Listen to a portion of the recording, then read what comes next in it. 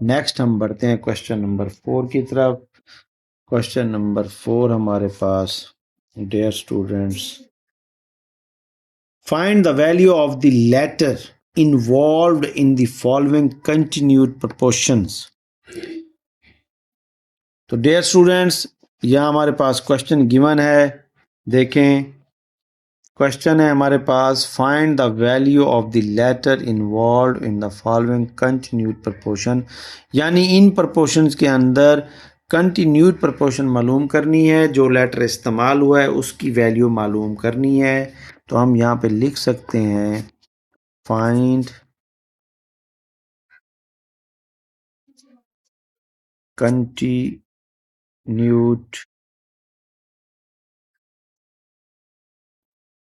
proportion।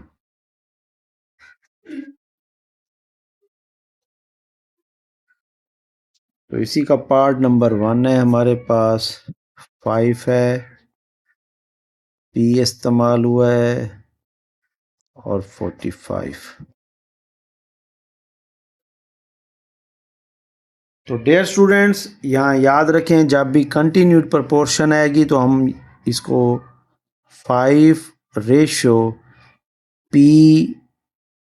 Proportion sign, इसी को हम कंटिन्यू रखेंगे, यानी इसी P को दोबारा कंटिन्यू रखेंगे और फिर हमारे पास 45, यानी इसमें भी हम कह सकते हैं कि ये भी मीन प्रोपोर्शन की तरह होता है क्वेश्चन, जिसमें हम कंटिन्यूड प्रोपोर्शन को इस्तेमाल करते हैं। मीन और एक्सट्रीम को यहाँ मल्टीप्लाई कर दें, ये मीन हो गए और ये हमारे पास एक्सट्रीम हो गए, तो ये हमारे पास आ जाएगा 5 × 45।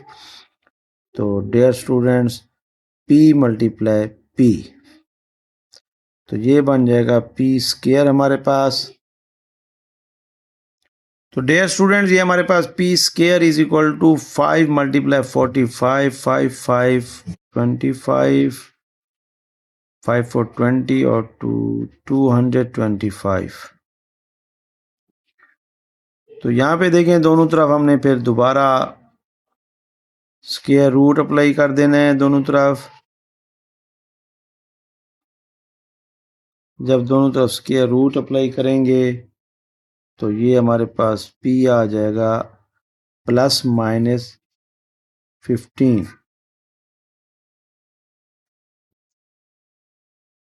और ये हमारा मतलूबा आंसर होगा।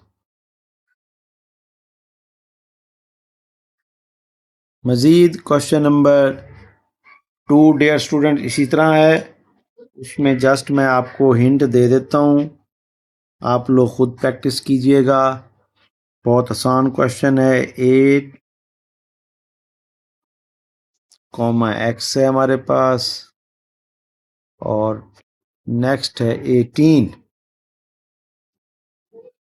तो डियर स्टूडेंट, इसकी हमने कंटिन्यूड प्रोपोर्शन मालूम करनी है, तो सेम उसी तरह 8/x को ही हम रिपीट कर देंगे 2 बार प्रोपोर्शन के दोनों तरफ, और इधर से 18। तो मीन और एक्सट्रीम को डियर स्टूडेंट्स मल्टीप्लाई करके इसमें आपने x बताना है कि x क्या आता है। ये आप लोगों ने प्रैक्टिस करनी है ताकि बच्चों को भी क्वेश्चन सॉल्व करना आना चाहिए। नेक्स्ट हम बढ़ते हैं क्वेश्चन नंबर, इसी के थर्ड पार्ट की तरफ। क्वेश्चन नंबर 3 इसका दिया हुआ है हमारे पास, 12 3p - 6 and 27।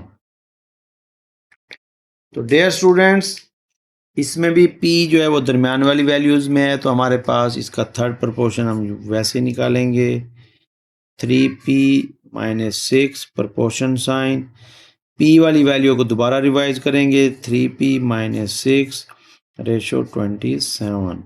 मीन और एक्सट्रीम को मल्टीप्लाई कर दें,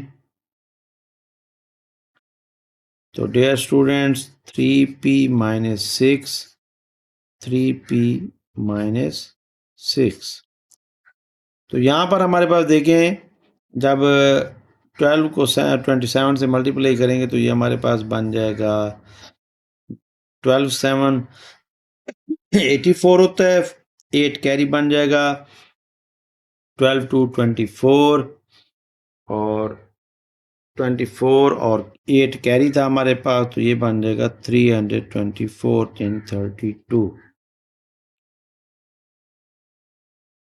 तो यहाँ पे देखें 3p माइनस 6, इसको हम होल स्क्वायर कर देंगे क्योंकि 2 बार मल्टीप्लाई हो रहा है। तो नेक्स्ट स्टेप में हमने इसका स्क्वायर रूट अप्लाई कर देना है दोनों तरफ, 324 इस तरफ भी।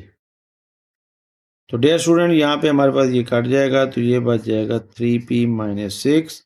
तो 324 का स्क्वायर रूट डियर स्टूडेंट्स ये होता है, तो डियर स्टूडेंट्स इसका हमारे पास आ जाएगा 18। तो यहाँ से हमने p की वैल्यू निकालनी है, तो हम इसके 2 पार्ट कर लेंगे क्योंकि हमारे पास एक में हम लेंगे 18 प्लस का 3p माइनस 6 और एक में 18 लेंगे माइनस का 18 is equal to 3p minus 6।